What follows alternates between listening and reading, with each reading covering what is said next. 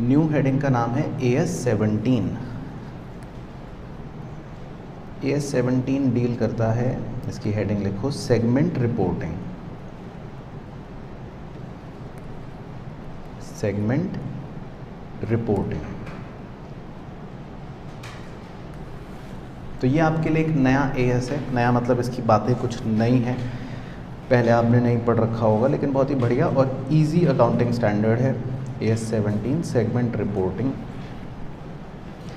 तो इसमें लिखते हैं पहले कुछ बातें, फिर समझाता हूँ आपको। सबसे पहले first point, AS17 is mandatory for non SMCs, bracket में लिखना, other entities are encouraged, other entities are encouraged to comply AS17।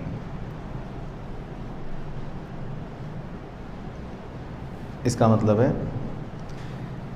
कि भाई AS17 जो है वो मैंडेटरी है किन के लिए? नॉन SMCs के लिए। तो नॉन SMC मतलब अगर आपको याद हो एक तरह से सिंपल भाषा में लेवल 1, उनके लिए तो मैंडेटरी है नॉन SMCs के लिए। लेकिन जो SMCs हैं छोटे छोटे वाले, मीडियम वाले, लेवल 2 लेवल 3, उनके लिए मैंडेटरी नहीं है, लेकिन उनको एनकरेज करवाया जाता है कि भाई आप भी कर लो, अच्छी बात है, बुराई नहीं है ना। तो ये मतलब है। तो AS17 जो है वो नॉन SMCs के लिए मैंडेटरी है, लेकिन दूसरी एंटिटियों को हम एनकरेज करवाते हैं। इसके बाद सेकेंड पॉइंट। सेकेंड पॉइंट एक हेडिंग है बेसिकली, इसमें हमें पहले कुछ टर्म्स समझनी है, तो वन बाय वन समझेंगे। तो पहला टर्म है business segment.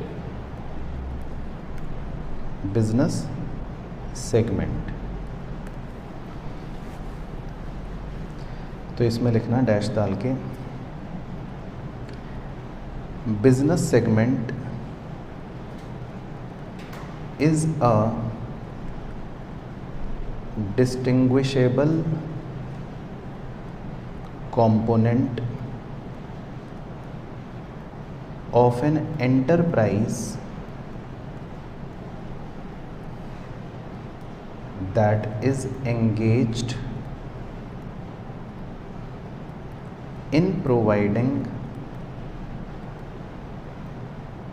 an individual product, that is engaged in providing an individual product or service full stop. Factors that should be considered in determining whether the product or service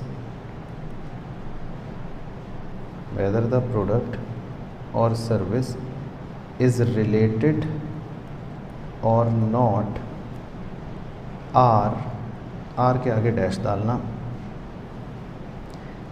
A nature of product / service, B nature of production process, C type of customers, D methods used to distribute the products or service, और E भी लिख लो, nature of regulatory environment, bracket में like banking, comma insurance etcetera, banking, comma insurance etcetera. चलो तो देखो जी, पहले as का नाम पढ़ो। एएस का नाम क्या है? Segment reporting. अब देखो, मान लो मेरा बिजनेस बहुत बड़ा है, ठीक है, तो आपने सुना होगा कि कई बार बिजनेस बहुत बड़ा होता है तो हमारे अलग अलग डिविजन्स होते हैं, डिपार्टमेंट्स, सुना होगा। तो अब मान लो मेरा कोई एक सेगमेंट है, दूसरा सेगमेंट है, तीसरा सेगमेंट है। अब मैं तो अपनी फाइनेंशियल्स बनाऊंगा जिसमें सब कुछ मिला जुला कर दिखाऊंगा, लेकिन एक सेगमेंट मान लो बहुत अच्छा कर रहा है, एक सेगमेंट बहुत बेकार कर रहा है। तो ये अकाउंटिंग स्टैंडर्ड इसी पर बेस्ड है कि भाई कई बार आपको सेगमेंट के बारे में भी अलग से रिपोर्ट देनी चाहिए कि भाई ये सेगमेंट कैसा कर रहा है, वो सेगमेंट कैसा कर रहा है, ये सेगमेंट कैसा कर रहा है। तो पहले तो सेगमेंट को समझाने के लिए, मतलब टोटल 2 तरह के सेगमेंट्स होते हैं। पहला है ये वाला जो हम लिख रहे हैं, बेसिकली नंबर 1 था ये बिजनेस सेगमेंट। अब बिजनेस सेगमेंट का मतलब क्या है? बिजनेस सेगमेंट का मतलब है कि भाई it is a distinguishable component. तो ये कीवर्ड हो गया। डिस्टिंग्विशेबल कंपोनेंट का मतलब है कि जिसको आप अलग कर सको। अब distinguishable component of an enterprise that is engaged in providing individual product और सर्विस। मतलब ये डिवीजन अलग अपना कोई प्रोडक्ट बेच रहा है। मान लो मेरा एक डिवीजन है जो सिर्फ बर्गर बेचता है, दूसरे डिवीजन पे हम पाव भाजी बेच रहे हैं, लेट से एग्जाम्पल, या कपड़े बेच रहे हैं और डिफरेंट, बिल्कुल ही डिफरेंट कर देते हैं, खाने का आइटम भी नहीं रखते। एक डिवीजन में हम बर्गर बेच रहे हैं, एक डिवीजन में हम जूते बेच रहे हैं। तो it is a distinguishable component that is engaged in providing individual product या सर्विस। अब factors that should be considered in determining whether the product और सर्विस इज रिलेटेड और नॉट। मतलब कि अब कैसे पता चलेगा कि ये बिजनेस सेगमेंट अलग है? क्या फैक्टर्स आप देखोगे? जैसे हमने बर्गर और जूते का एग्जांपल लिया, तो अब देखो मैं बना देता हूँ ड्राइंग कि मान लो एक सेगमेंट में हम बर्गर्स बेच रहे हैं और एक सेगमेंट में हम जूते बेच रहे हैं। तो अब देखो कैसे पता चलेगा कि ये दोनों अलग अलग बिजनेस सेगमेंट हैं। पहला नेचर ऑफ प्रोडक्ट देखेंगे कि अच्छा ये खाना है, वो जूते हैं। दूसरा प्रोडक्शन प्रोसेस देखेंगे, अच्छा बर्गर ऐसे बन रहा है, जूते ऐसे बन रहे हैं, क्योंकि कई बार चीज़ें सिमिलर भी हो सकती है, तो फिर हम उनको अलग बिजनेस सेगमेंट नहीं बोलेंगे, है ना। तीसरा टाइप ऑफ कस्टमर, बर्गर खाने वाले कैसे कस्टमर हैं, जूते पहनने वाले कौन से कस्टमर्स हैं। Method use to distribute the product, burger हम अलग अलग शहरों में डिस्ट्रीब्यूट कर रहे हैं तो क्या प्रोसेस है, जूते हम अलग अलग शहरों में डिस्ट्रीब्यूट कर रहे हैं तो क्या प्रोसेस है। या रेगुलेटरी एनवायरनमेंट, मतलब जैसे सुविधाएं होती हैं, पब्लिक यूटिलिटीज़ होते हैं कि भाई बैंकिंग सुविधा, इंश्योरेंस सुविधा। अब बर्गर वाले डिवीज़न का बैंक खाता ICICI बैंक में है, शूज़ वाले डिवीज़न का मान लेते हैं HDFC बैंक में। तो इन सब बातों को देख के हम काफ़ी हद तक ये श्योर हो जाएंगे कि भाई दोनों बिल्कुल अलग हैं। तो हम इसको एक को नाम दे सकते हैं बिजनेस सेगमेंट। अगर मान लो दोनों में सिमिलैरिटी बहुत होती, दोनों में ये चीज़ें अलग अलग नहीं होती, मान लो इनका प्रोडक्ट भी लगभग सेम होता, लेट से नेचर ऑफ प्रोडक्ट अलग ना होता, प्रोडक्शन प्रोसेस भी सेम होता कि भाई दोनों एक जैसे ही काम कर रहे हैं। इस पर एक क्वेश्चन आएगा, भी आगे करवाऊंगा। दोनों के कस्टमर भी लगभग सेम होते, दोनों का डिस्ट्रीब्यूट करने का भी तरीका सेम होता। मान लो जूते की जगह मैं बोल देता हूँ, लेट से कि हम हॉट डॉग बेच रहे हैं, बर्गर और हॉट डॉग। तो अब इसको अलग अलग मानना थोड़ा मुश्किल हो जाएगा, क्योंकि इनमें प्रोडक्ट भी लगभग सेम है, कस्टमर भी लगभग सेम है, प्रोडक्शन का तरीका भी लगभग सेम है, डिस्ट्रीब्यूशन का तरीका भी लगभग सेम है। मान लेते हैं दोनों का खाता भी सेम बैंक में है, तो फिर हम इन दोनों को अलग अलग बिजनेस सेगमेंट नहीं कहेंगे, फिर हम कहेंगे कि ये एक ही बिजनेस सेगमेंट है।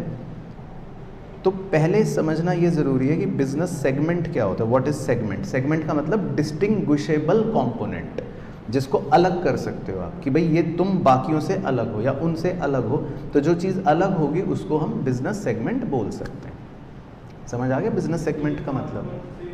नहीं, पांचों नहीं, ये तो कुछ फैक्टर्स हैं, और एटसेट्रा भी हो सकते हैं। मतलब मैं लिख देता हूँ कि एटसेट्रा भी हो सकते हैं। तो ये डेफिनेशन जो दे रखी है अकाउंटिंग स्टैंडर्ड में, वो ये एग्जॉस्टिव नहीं है, इसकी एक्चुअल परिभाषा के अंदर तो ये इंक्लूड करके दे रखी है कि भाई ये कुछ उदाहरण है कि इन चीज़ों को देखना है। एक्चुअल में तो ये CA को अपने प्रूडेंस से डिसाइड करना होता है कि ये सेगमेंट है कि नहीं है, आपसे कोई क्वेश्चन नहीं पूछेगा।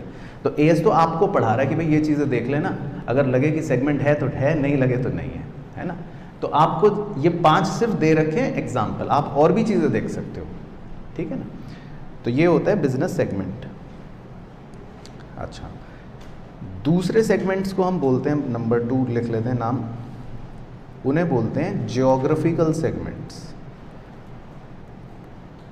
Geographical segments. तो इस एएस के हिसाब से सिर्फ 2 ही तरह के सेगमेंट्स होते हैं, या 2 तरह के सेगमेंट्स को कवर किया जाता है। एक को बोलते हैं बिजनेस सेगमेंट और एक को बोलते हैं geographical segment.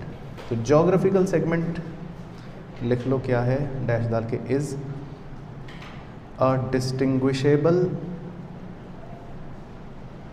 Component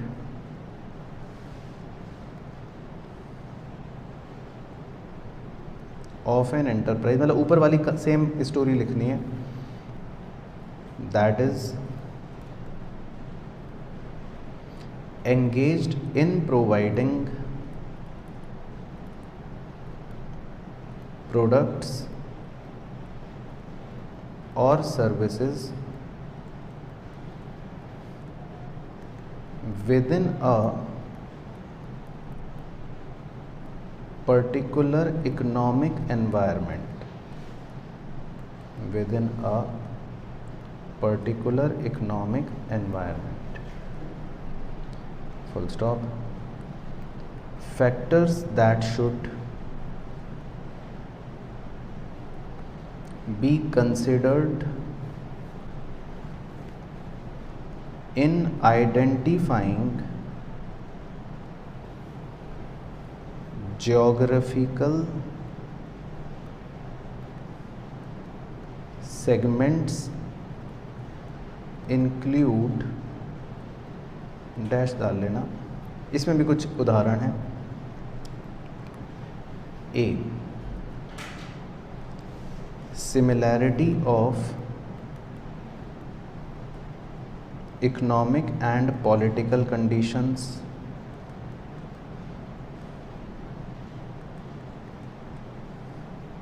B, proximity of operations, C, special risks associated with operations in particular area,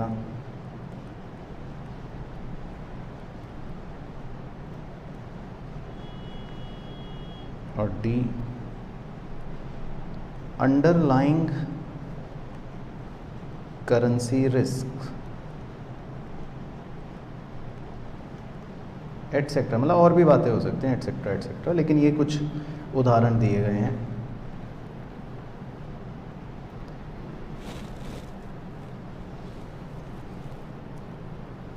तो ये आप लिख लो पहले।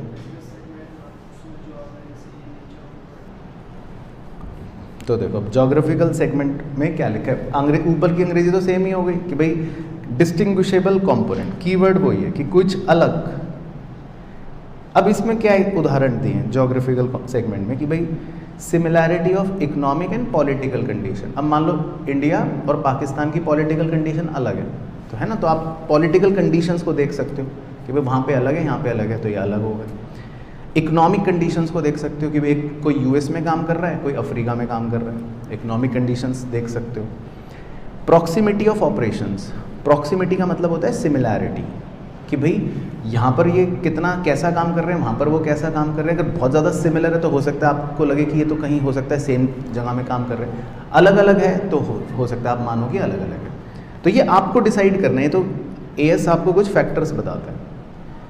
Special risk associated with operation in particular area. अब आप अफगानिस्तान में काम कर रहे हो तो वहाँ पे कुछ अलग तरह का रिस्क हो सकता है, आप चाइना में काम कर रहे हो तो वहाँ कुछ अलग तरह का रिस्क हो सकता है। तो हर जगह का अपना एक रिस्क एसोसिएट हो सकता है, उसको देखो कि भाई वहाँ अलग रिस्क है, यहाँ अलग रिस्क है।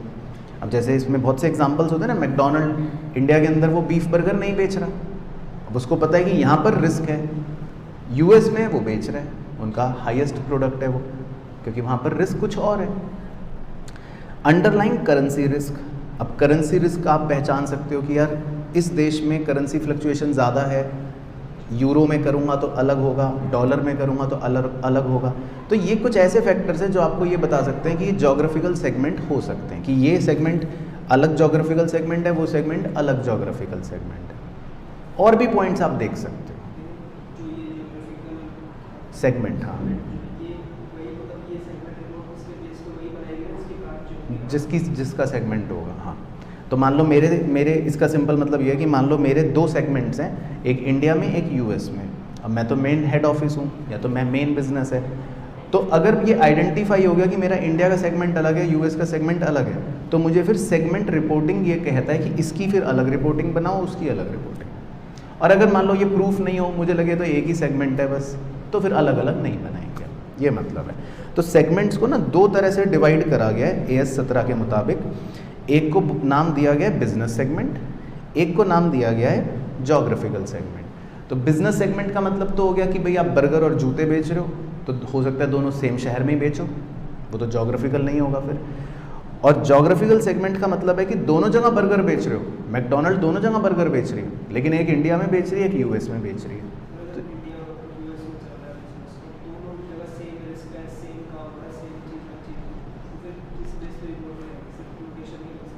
वो हाँ, फिर वो तो आप सी अपना दिमाग लगाओगे ना, आप कह देना कि मुझे नहीं लग रहा कि ये अलग सेगमेंट है, मुझे तो एक सेगमेंट लग रहा है, अपना साइन मार देना, जो उखाड़ना उखाड़ लो।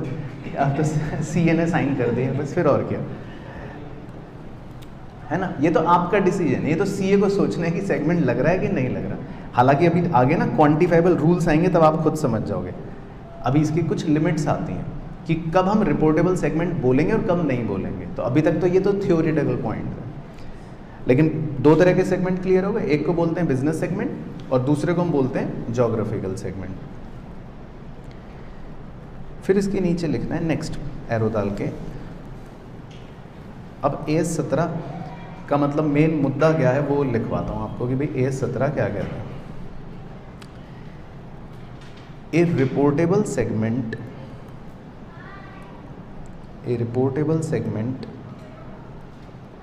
is a business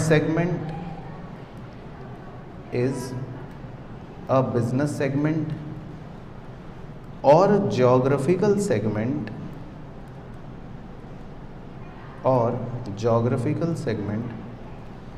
identified on the basis of definitions as per AS 17। तो ये लाइन आप समझना ध्यान से, ये इंपॉर्टेंट है, as per AS 17।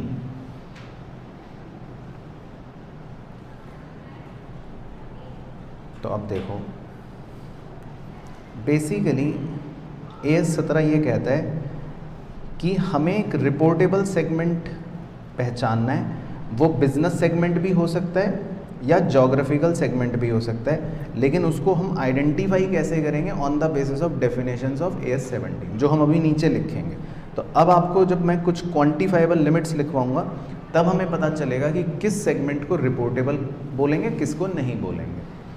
तो वो हम लिखते हैं 1 बाय 1। तो हम सबसे पहले लिखते हैं, इसमें टर्म्स हैं कुछ। पहला है segment revenue.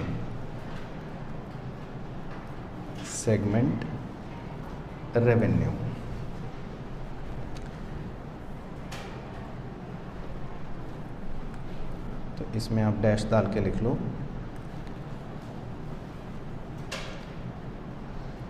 The proportion of enterprise revenue directly attributable to a segment, directly attributable to a segment. Second point, it does not include को आप हाईलाइट कर लेना, ये इंपॉर्टेंट है। A extraordinary items b interest और डिविडेंड इनकम, और c gain on sale of investments.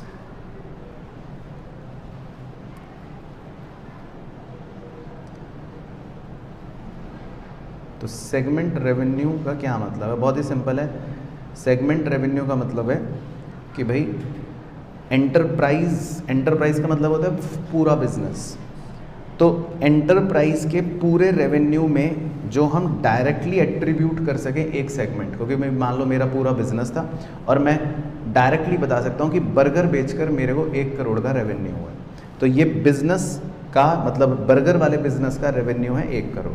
तो ये लिखा है कि the proportion of enterprise revenue directly attributable to a segment. लेकिन सेगमेंट रेवेन्यू में हम 3 चीज़ें नहीं लेते जनरली। कोई भी एक्स्ट्रा ऑर्डिनरी आइटम नहीं लेना, कोई भी इंटरेस्ट या डिविडेंड इनकम नहीं लेनी, और कोई भी इन्वेस्टमेंट को बेचकर या एसेट को बेचकर जो मतलब आपका मुनाफा हो रहा है वो नहीं लेना, क्योंकि ये रोज़मर्रा की चीज़ें आपकी नहीं है। तो मतलब यहाँ पे पॉइंट ये कि डे टू डे नेचर का जो रेवेन्यू है रेगुलर बेसिस वाला वो लेना है, इररेगुलर वाली बातों को नहीं लेना है। इसी तरह second point, segment expense. Segment expense,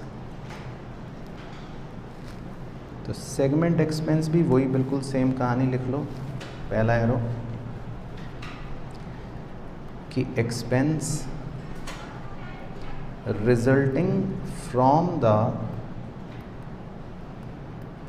operating activities of a segment,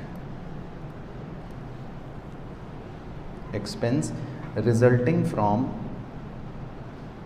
the operating activities of a segment. Second point, portion of enterprise expense that can be allocated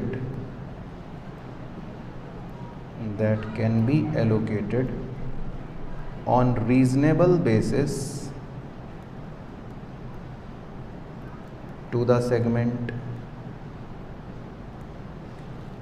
और तीसरा point, it does not include, ये important है, it does not include, मतलब segment के खर्चों में क्या नहीं लेना, बताओ क्या नहीं लेना?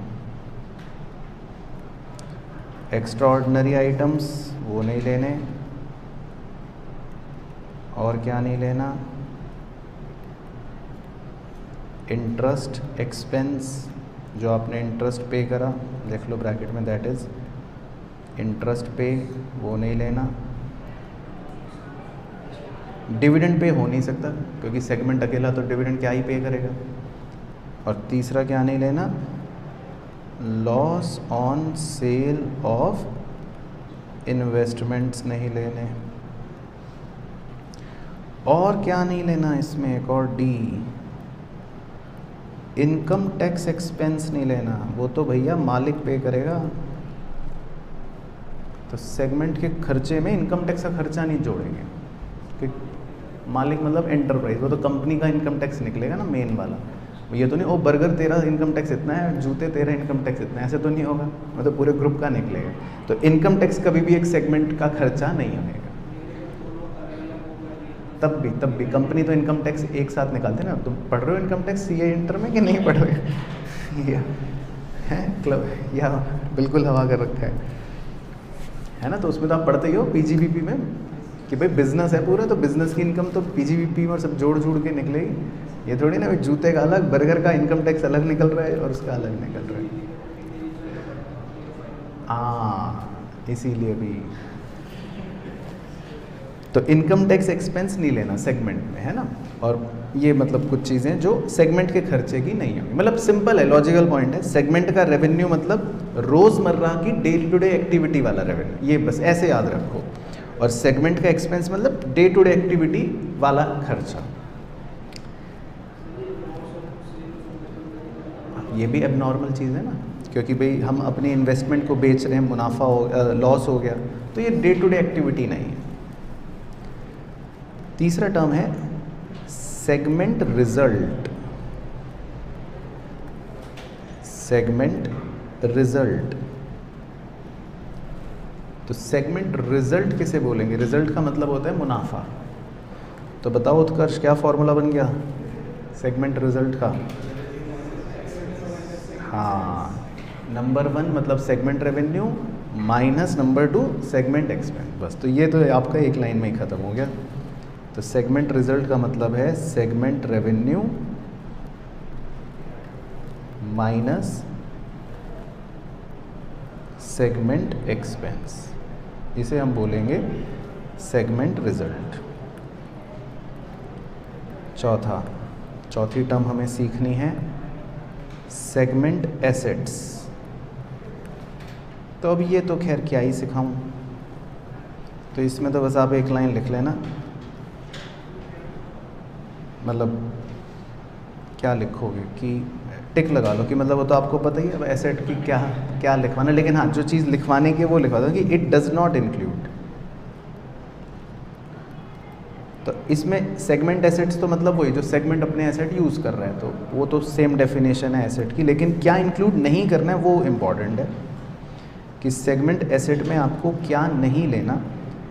तो एक चीज़ नहीं लेनी, आपने सुना होगा, नाम होता है डेफर्ड टैक्स एसेट, ये सुना होगा ना, तो वो नहीं लेना, मतलब हम इसको ऐसे बोलते हैं इनकम टैक्स एसेट, ये नहीं लेना बस।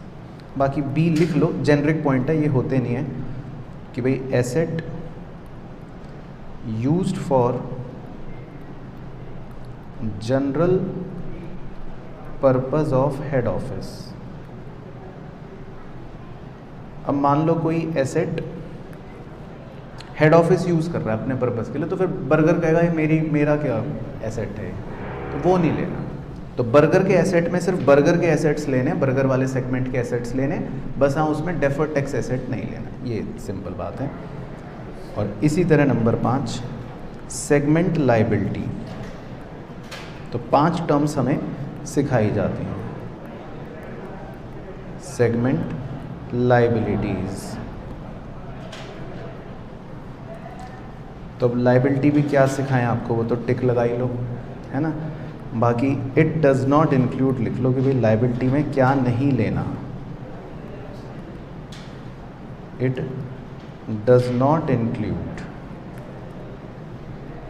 तो क्या नहीं लेना, डेफर्ड टैक्स लायबिलिटी, यानी कि वही इनकम टैक्स लायबिलिटीज़। किसी भी प्रकार की अगर इनकम टैक्स लायबिलिटीज़ हैं वो नहीं लेनी, क्योंकि वो मालिक की है ना। और बी भी वैसे ही, borrowings for general purpose of head office. मान लो हेड ऑफिस की कोई बोरोइंग्स हैं, कोई लायबिलिटी है, तो वो सब हम नहीं लेंगे। बर्गर कहेगा ये मेरी लायबिलिटी नहीं है, वो तो हेड ऑफिस की कॉमन लायबिलिटी। तो मतलब इन 5 बातों को, ब्रांच, हाँ वो नहीं लेंगे। तो हेड ऑफिस के पास जो अपना एसेट है, हेड ऑफिस की जो अपनी लायबिलिटी है, वो किसी पर्टिकुलर सेगमेंट को हम अलॉट नहीं कर सकते। हाँ, लेकिन जो पर्टिकुलर सेगमेंट की अपनी एसेट है वो उसका अपना एसेट है, जो उसकी अपनी लायबिलिटी है वो उसकी अपनी लायबिलिटी है। तो पहले आप 5 टर्म बिल्कुल माइंड में इनको ऐसे गोले की तरह बनाओ, क्योंकि आगे फिर इन्हीं से लिमिट्स सीखने को मिलेगा। सेगमेंट रेवेन्यू है ना, सेगमेंट एक्सपेंस, इनको माइनस करके आपका प्रॉफिट आ गया, जिसको बोलते हैं सेगमेंट रिजल्ट। तो अल्टीमेटली रेवेन्यू और एक्सपेंस तो चले गए, बच गया रिजल्ट। तीसरा हो गया एसेट और चौथा हो मतलब लेक्स हो गया लायबिलिटी। तो मतलब आपको 3 चीज़ें मेनली पता होनी चाहिए, सेगमेंट का प्रॉफिट, सेगमेंट के एसेट और सेगमेंट की लायबिलिटी। अब इनका क्या यूज़ है ना, तो वो हम लिखते हैं नीचे। अब एक नेक्स्ट एरो डाल के कि टर्म्स सीख तो ली हमने, अब इनका हमारा यूज़ क्या है। तो इसमें आप लिखना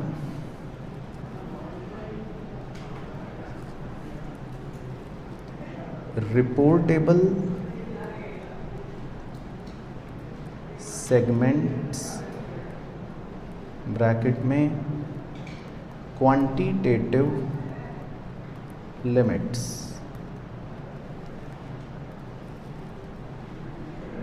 अब कौन से सेगमेंट को हम रिपोर्टेबल सेगमेंट कहेंगे, ये लिखना है AS 17 के जो रूल्स हैं, यानी कि क्वांटिटेटिव लिमिट्स। तो वो लिखो इसमें, ए business segment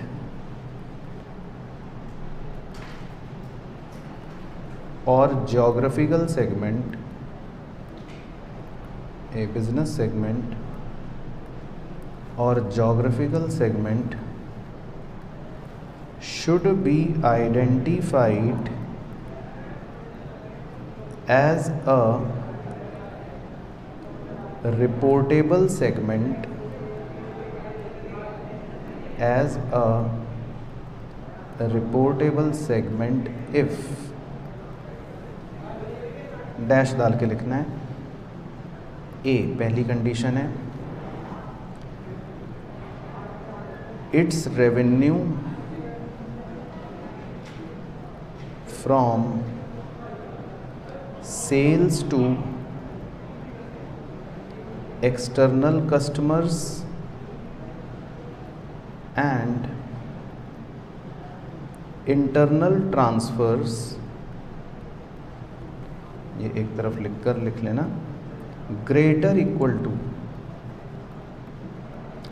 10% of total revenue of all segments। ये है पहली कंडीशन किसी भी सेगमेंट के रिपोर्टेबल बनने की। तो अब इसको थोड़ा पहले मतलब मेंटली सोच लेते हैं, फिर क्वेश्चन में भी करेंगे। तो मान लो जो बर्गर वाला सेगमेंट है, उसका जो रेवेन्यू हो रहा है, मतलब उसकी जो सेल हो रही है, और सेल भी बड़े ध्यान से देखना, सेल के अंदर दोनों सेल्स लेते हैं। अब उसने भाई बर्गर किसको बेचा होगा, कस्टमरों को, और कुछ बर्गर उसने जूते सेगमेंट को भी बेचे। भाई जूते वाले ने कहा भूख लग रही है, बर्गर कह रहा है हाँ तेरे को भी बेच देता हूँ मैं। भाई वो तो आपस में भी बेच सकते हैं, आपने डिपार्टमेंट में भी पढ़ा था, A B को भेजता है, B C को भेजता है, तो वो भी सेल है तो सेल ही ना। तो मतलब बर्गर कहेगा मैंने जो भी सेल करी है मैं सारी बताऊंगा। तो अगर बर्गर की जो सारी सेल है वो एंटरप्राइज की टोटल सेल के 10% या उससे ज़्यादा को अगर क्रॉस कर रही है, तो भाई इसका मतलब तुम काफ़ी इंपॉर्टेंट हो, तो तुम रिपोर्टेबल सेगमेंट हो। तो ये कंडीशन बना दी। इसी तरह दूसरी कंडीशन, अच्छा ये सारी कंडीशनें और में चल रही हैं, मतलब ऐसा नहीं है कि सबको होना सेटिस्फाई करना ज़रूरी है, कोई एक भी हो गई तब भी वो रिपोर्टेबल होगा। तो दूसरी कंडीशन है इट्स रिजल्ट। तो रिजल्ट का मतलब तो आप समझ ही गए, मतलब प्रॉफिट या लॉस लिख लो फिर भी ब्रैकेट में। इट्स रिजल्ट का मतलब है प्रॉफिट और लॉस। तो अगर उसका result greater equal to 10% of combined result of all segments in profit or all segments in loss, और इसमें थोड़ा सा कर्ली ब्रैकेट बना के लिख लेना, whichever is greater in absolute amount, और हाईलाइट कर लेना प्रॉफिट को और लॉस को।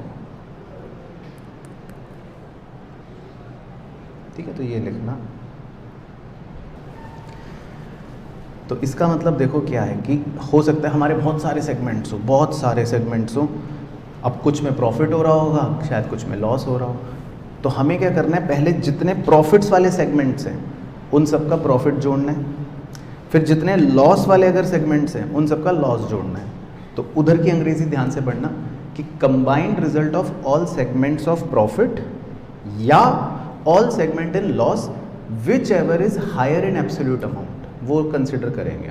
तो अगर हमारे बहुत सारे सेगमेंट प्रॉफिट्स में हैं तो उनको जोड़ा, बहुत सारे सेगमेंट लॉसेस में हैं तो उनको जोड़ा, उन दोनों में से जो हायर होगा वो मानेंगे, अब अगर उसके 10% से ज़्यादा हमारे सेगमेंट का रिजल्ट है तो फिर मतलब वही आप रिपोर्टेबल हो। जैसे ऊपर था, तो जैसे ऊपर रेवेन्यू को लेकर था कि भाई एक बर्गर का रेवेन्यू अगर सबके टोटल रेवेन्यू के 10% या उससे ज़्यादा हो गया तो आप रिपोर्टेबल हो जाओगे। इसी तरह अगर बर्गर का प्रॉफिट या लॉस, जो भी बर्गर का रिजल्ट 10% ऑफ कंबाइंड रिजल्ट से ज़्यादा या बराबर हो गया तो फिर वो रिपोर्टेबल हो जाएगा। तो ये मेंटली ऐसे सोचना थोड़ा मुश्किल लगेगा, जब क्वेश्चन में करेंगे तो हम समझ जाएंगे। हाँ, तो फिर तो बराबर होगा तो दोनों तो ले ही सकते हैं। इसी तरह सी, तीसरी कंडीशन, इट्स एसेट्स यानी कि सेगमेंट एसेट्स जो हैं greater equal to 10% of total assets of all segments. तो ये तो सिंपल कंडीशन हो गई एसेट्स को लेकर। तो ये तो हो गई 3 क्लासिक कंडीशंस। अब इसके अलावा भी कुछ कंडीशंस है, वो एरो डाल के लिखनी है, लेकिन मेन कंडीशंस कितनी है आपकी 3। लेकिन कुछ और भी कंडीशंस हैं तो वो लिखना है, if total external revenue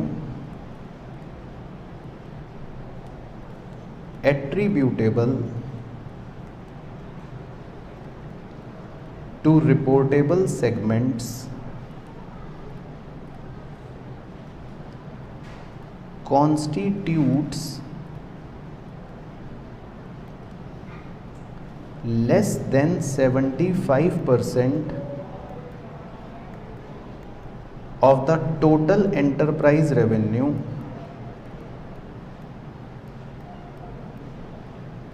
comma additional segments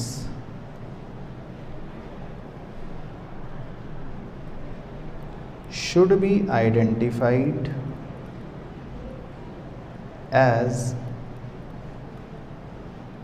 reportable segments, should be identified as reportable segments।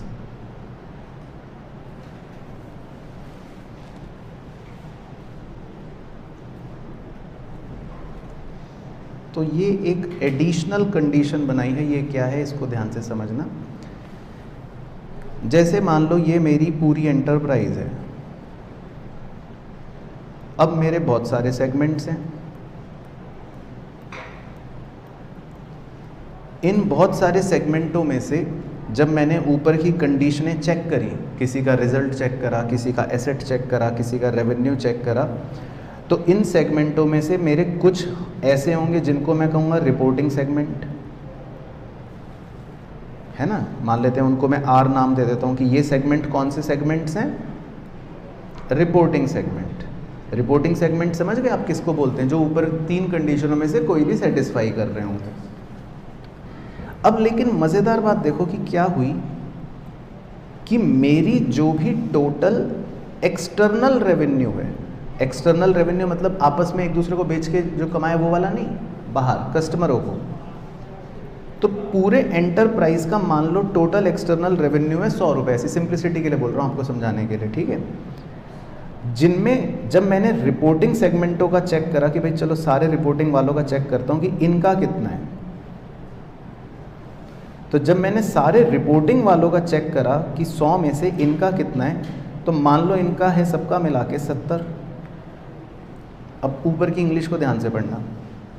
If total external revenue attributable to reportable segments constitutes less than 75% of the total enterprise revenue, तो अब ये माना जाएगा कि जो additional segment से बच गए ना, ये वाले जिनको मैं लाल कलर कर रहा हूँ या मतलब लाल एरो में निकाल रहा हूँ, तो इन्हें भी अब क्या माना जाएगा, पढ़ो आगे अंग्रेजी के, the additional segments should be identified as reportable segment. तो इनको भी रिपोर्टेबल मान लेंगे, क्योंकि इसका मतलब बचे हुए 30% की सेल ये डिनोट कर रहे हैं। तो इसका मतलब ये भी कम नहीं है, ये भी छोटे नहीं है, इसका मतलब ये कितनी सेल डिनोट कर रहे हैं, 30% की।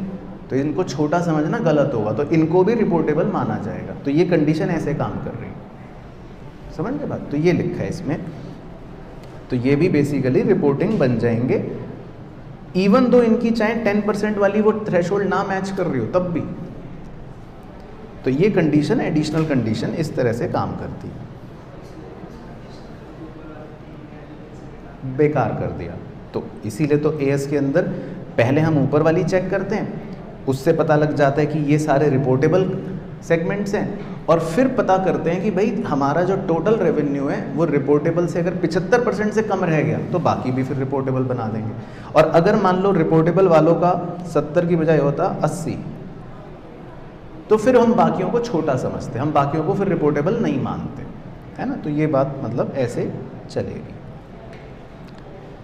नेक्स्ट एरो डाल के फिर इसके नीचे इस segment identified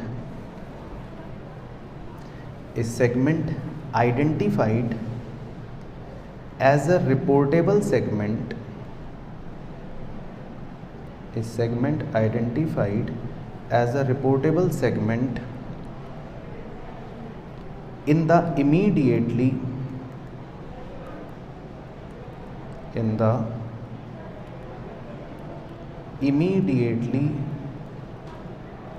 preceding period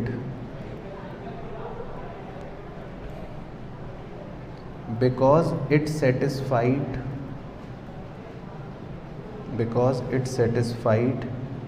the relevant 10% threshold should continue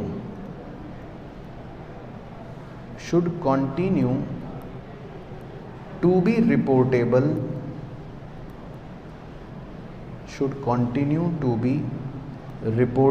segment for the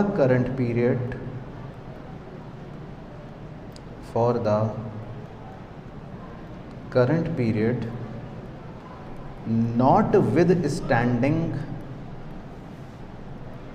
notwithstanding that its revenue,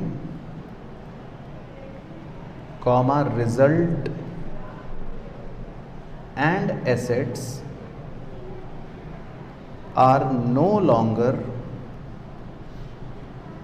meet the 10% limits. No longer meet the 10% limits. तो अब इस लाइन का क्या मतलब है जी?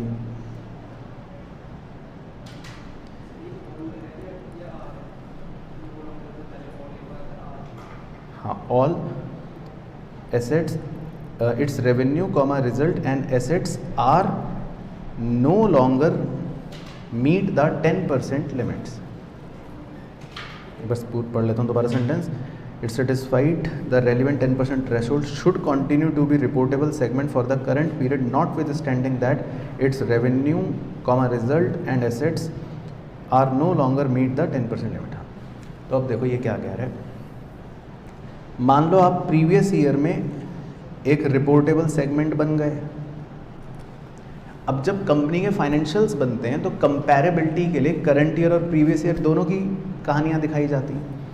तो अगर आप प्रीवियस ईयर में रिपोर्टेबल सेगमेंट बन गए ना, तो अब तो करंट ईयर में चाहे लिमिट्स हो ना हो कुछ नहीं, चाहे 0 रुपये का रेवेन्यू हो, वो कह रहा है कोई एसेट की लिमिट नहीं, कोई रेवेन्यू की लिमिट नहीं, ये सब नहीं भी अगर है तब भी आपको इस साल बाय डिफ़ॉल्ट रिपोर्टेबल सेगमेंट माना ही जाएगा, ताकि कंपेरेबिलिटी करी जा सके। ये कहना चाह रहा है कि मतलब अगर आप प्रीवियस ईयर में रिपोर्टेबल थे तो करंट ईयर में तो आपको बाय डिफ़ॉल्ट रिपोर्टेबल माना ही जाएगा।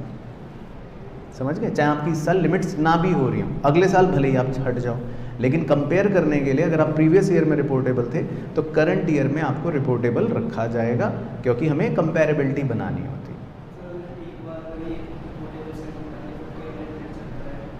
नहीं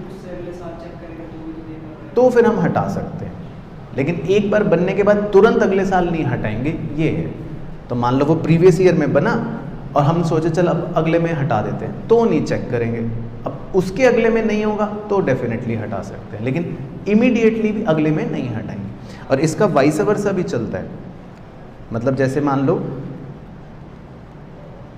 अब वो करंट ईयर में रिपोर्टेबल सेगमेंट बना, तो अब कंपेरेबिलिटी शो करने के लिए उसकी प्रीवियस ईयर की फिगर्स जो हमारे पास चाहे कम वाली भी होंगी, तब तक उसने लिमिट्स तय नहीं कर रखी होंगी, पर फिर भी हम वो शो कर देते हैं कंपेयर करने के लिए। तो इसका वाइस वर्सा भी चलता है। तो बेसिकली पॉइंट यहाँ पर ये है कि अगर आप रिपोर्टेबल सेगमेंट बन गए हो ना, तो कंपेरेबिलिटी को ध्यान में रखने के लिए आपको मतलब इमीडिएटली पीछे या इमीडिएटली आगे भी रिपोर्टेबल रखा जाता है ताकि कंपेयर कर सके, ये मतलब है। चलो ठीक है, तो ये मतलब हो गई आपकी कंडीशंस। तो इसको एक बार ब्रीफ अप कर लेते हैं जल्दी से। तो देखो सबसे पहले तो हमने क्या सीखा, देखो पूरे को और कंसाइज कर देता हूँ कि अभी तक आपने सिर्फ क्या पढ़ा है इसमें। पहले तो ये पढ़ा कि दो तरह के सेगमेंट हो सकते हैं, एक को बोलेंगे बिजनेस सेगमेंट, एक को बोलेंगे ज्योग्राफिकल सेगमेंट। अब वो चाहे जैसे भी हो उससे हमें मतलब नहीं है, हमें ये देखना है कि क्या वो रिपोर्टेबल है या वो रिपोर्टेबल नहीं है। अब रिपोर्टेबल है या नहीं है पता चलने के लिए पहले तो 5 डेफिनेशन सिखाई, वो तो समझ ही गए, लेकिन रिपोर्टेबल है या नहीं है देखने के लिए आप क्या देखोगे, उसका रेवेन्यू, मतलब शॉर्ट में ही कर लेते हो कि उसका रेवेन्यू टोटल के 10% से ज़्यादा हो, उसके रिजल्ट टोटल के 10% या उससे ज़्यादा हो, या उसके एसेट्स टोटल के 10% या उससे ज़्यादा हो। तीनों में से कोई भी कंडीशन सेटिस्फाई हो गई तो वो रिपोर्टेबल हो जाएगा। और फिर एक एडिशनल कंडीशन चिपका दी ये वाली कि भाई अगर टोटल रेवेन्यू एक्सटर्नल वाला रिपोर्टेबल्स को 75% भी एलोकेट नहीं हो पा रहा, तो फिर हम बाकियों को भी रिपोर्टेबल, एडिशनल को भी रिपोर्टेबल मान लेंगे।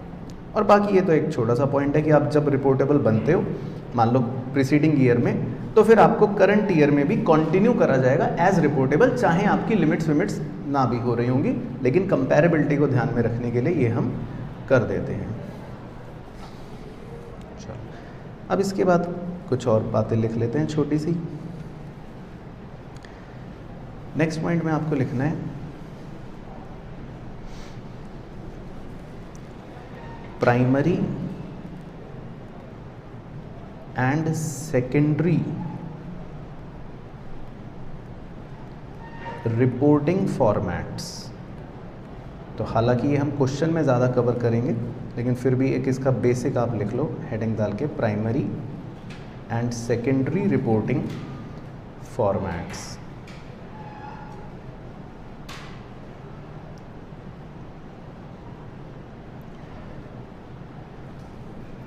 तो देखो primary and secondary reporting formats का मतलब ये है कि अगर मेरे सेगमेंट्स जो हैं उसमें बिजनेस सेगमेंट्स को मैं प्राइमरी समझूंगा, तो उस केस में मैं अपने ज्योग्राफिकल सेगमेंट्स को क्या समझूंगा, सेकेंडरी। और उनकी रिपोर्टिंग जो होगी वो सेकेंडरी फॉर्मेट पे चलेगी। ये मतलब है, अभी हम इसको क्वेश्चन में कवर भी करवाएंगे।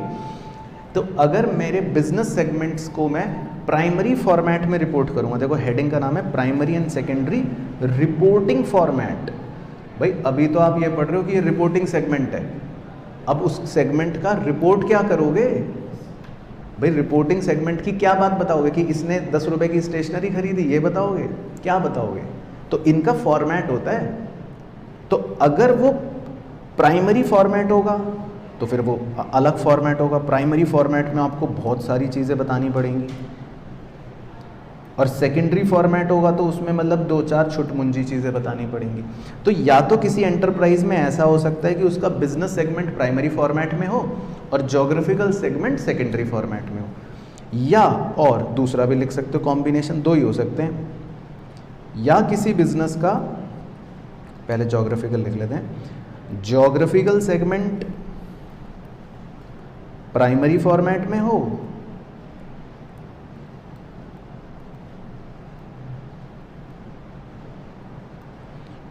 और बिजनेस सेगमेंट सेकेंडरी फॉर्मेट में हो। तो मतलब वो क्वेश्चन टू क्वेश्चन बदल सकता है या हर एंटरप्राइज टू एंटरप्राइज बदल सकता है।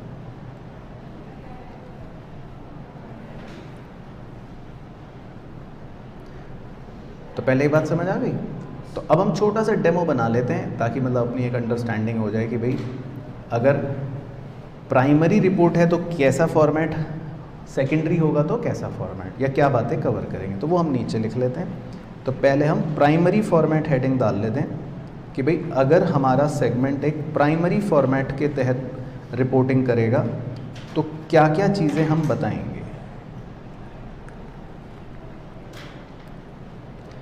तो प्राइमरी फॉर्मेट में आपको लिखो डैश डाल के कि for each segment disclose, for each segment disclose मतलब हर सेगमेंट के लिए आपको क्या डिस्क्लोज करना है। तो डैश डाल के लिखते हैं जी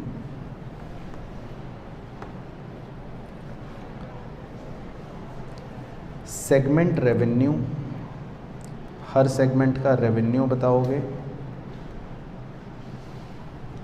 और उसमें भी डैश डाल के एक्सटर्नल कितना है ना, और अदर सेगमेंट्स को कितना।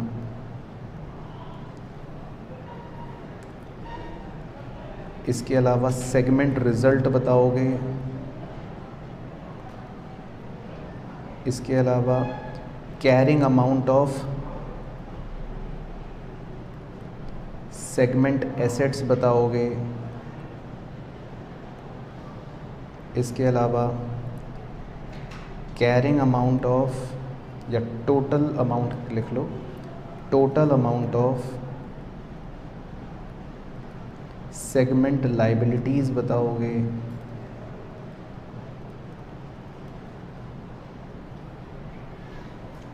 इसके अलावा टोटल एक्सपेंसेस बताओगे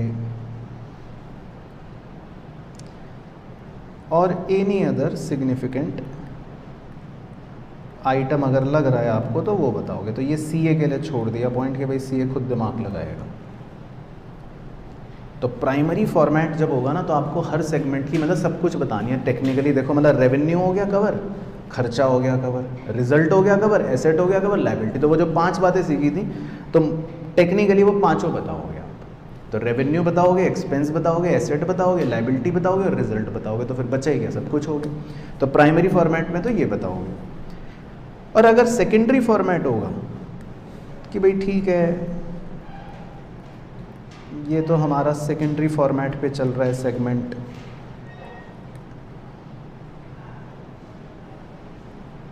तो उसमें आप लिख लो कि for each segment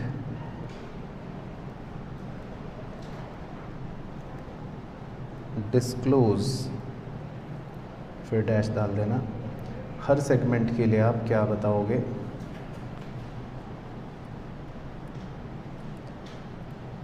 segment revenue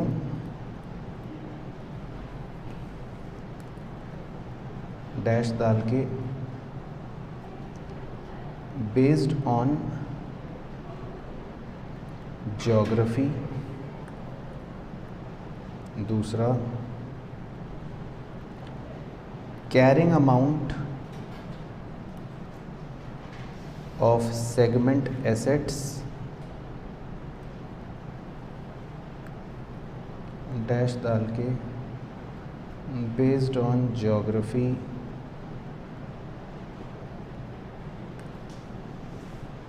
और तीसरा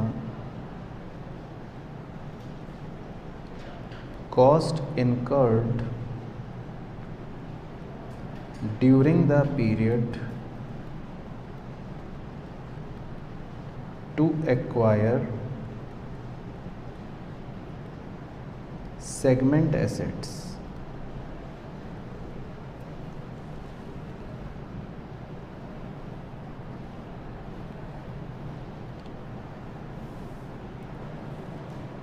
तो सेकेंडरी फॉर्मेट में आपको रेवेन्यू बताना है, सेगमेंट एसेट्स बताने हैं और अगर उन एसेट्स को इस साल खरीदा तो कितनी कॉस्ट थी वो बताना है। तो इसमें आपको ज़्यादा रिजल्ट या खर्चे या लायबिलिटी बताने की ज़रूरत नहीं होती। तो मतलब बेसिकली इसका हम एक क्वेश्चन करेंगे जब, तो उसमें आपको दिखाऊंगा कि हमारे 99% मतलब केसेस के अंदर जो बिजनेस सेगमेंट होते हैं वही प्राइमरी फॉर्मेट पे चलते हैं, ज्योग्राफिकल सेगमेंट का सेकेंडरी फॉर्मेट होता है। लेकिन उल्टा भी हो सकता है वैसे, लेकिन वो मतलब हमारे सवालों में तो नहीं है और वैसे भी नहीं होते। तो जब हम बिजनेस सेगमेंट की प्राइमरी फॉर्मेट में रिपोर्टिंग कर रहे होंगे तो फिर हम ये सारी चीज़ों को ऐसा टेबल बना के दिखाएंगे, और जब सेकेंडरी फॉर्मेट में हम ज्योग्राफिकल सेगमेंट्स को दिखाएंगे तो उसमें बस रेवेन्यू और एसेट मेनली ये दोनों बातों को दिखाएंगे, है ना। तो ये हो गया हमारा फॉर्मेट को लेकर पॉइंट। और एक लास्ट पॉइंट और बस लिखना है इसका, तो मतलब फिर कॉन्सेप्ट कंप्लीट हो जाएगा। तो आप एक लास्ट एरो डाल के लिखना, इसका नाम है अदर डिस्क्लोजर्स। कुछ और भी चीज़ें आपको डिस्क्लोज करनी पड़ सकती हैं अगर आवश्यकता पड़े तो जैसे लिख लो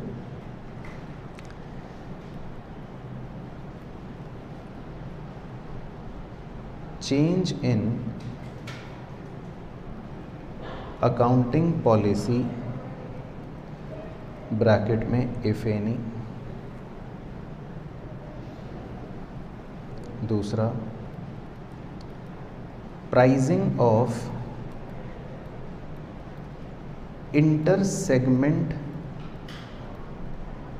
transverse on what basis. Pricing of inter segment transfer on what basis. तीसरा, any change in point 2 above, any change in point 2 above। और चौथा, any other significant information, any other significant information that may have significant impact। तो ये CA के लिए छोड़ दिया point दिमाग लगाने के लिए कि भाई any other significant information that may have significant impact. आपको अगर खुद भी कभी लगे सेगमेंट रिपोर्टिंग करते समय ये बात भी बतानी जरूरी है तो फिर बता देना, ये कहना चाह रहा है, ठीक है ना। तो मतलब ये इसके कॉन्सेप्ट्स थे। तो एक बार इसको मैं बस क्लोज अप कर देता हूँ ब्रीफली कि इस पूरे एएस में कॉन्सेप्चुअल कहानी क्या है वो दो चीज़ों पे चलेगी। जब हम सवाल देखेंगे तो आपको समझ आ जाएगा। एक तो हमें फॉर्मेट बनाना होगा, लेकिन फॉर्मेट भी तब बनाएंगे कि उससे पहले ये पहचानना होगा कि ये सेगमेंट रिपोर्टिंग है कि नहीं, और बस वो पहचानेंगे हम कैसे, इन तीन मेन कंडीशन से। बस पूरा एएस जो है मेनली देखा जाए तो इन पर बेस्ड है। तो हमें इस पूरे एएस में बस ये पहचानना है पहले तो कि क्या ये सेगमेंट रिपोर्टिंग है। अगर है तो हम उसको प्राइमरी फॉर्मेट, बिजनेस फॉर्मेट, मतलब बिजनेस सेगमेंट को प्राइमरी फॉर्मेट देकर ये सारी चीज़ें बताएंगे, और ज्योग्राफिकल सेगमेंट्स को सेकेंडरी फॉर्मेट देकर थोड़ी सी चीज़ें बताएंगे। बस तो इस तरह से ये एएस चलेगा, ठीक है। तो कहानी क्लियर हो यहाँ तक।